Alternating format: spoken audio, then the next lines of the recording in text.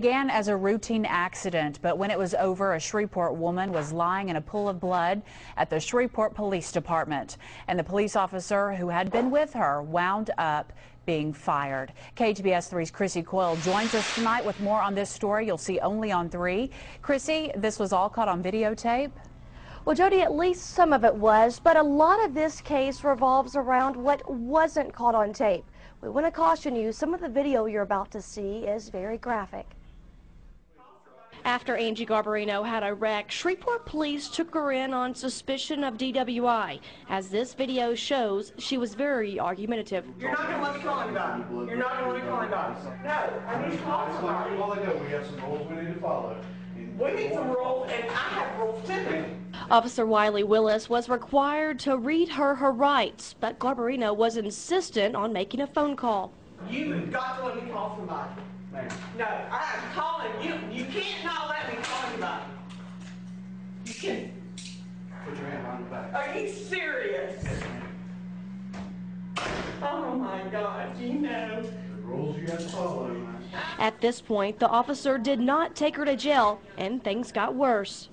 I have a right to call somebody right now and know that. Is this on the record? Yes, ma'am. It's good. Stop pulling away from me. No, I'm pulling away from you. Don't you touch me again. Don't you touch me again. Garbarino later got up to leave. Get away from me! Get away from me! Get away from me! Ow!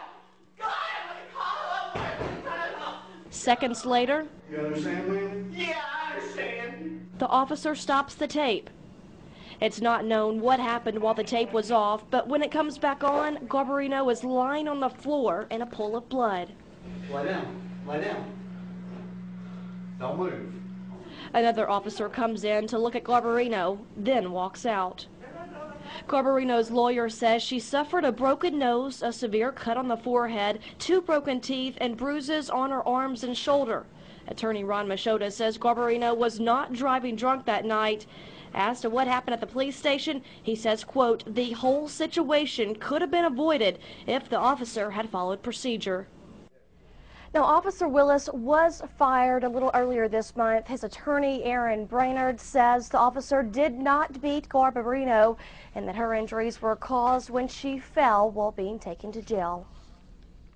After she refused the breathalyzer test, he turned, in accordance with standard procedures, he turned off the video and saved it. And at that time, she tried to leave the room again. He tried to stop her, and in that process, she fell and injured herself. Although very unfortunate, her injuries were caused by her own erratic behavior, her failure to comply with lawful, reasonable, and standard instructions for arrested persons. Now, Brainerd says Willis turned the camera back on to document her injuries. Police administrators decided not to file charges against the officer, saying no one knows for sure what happened.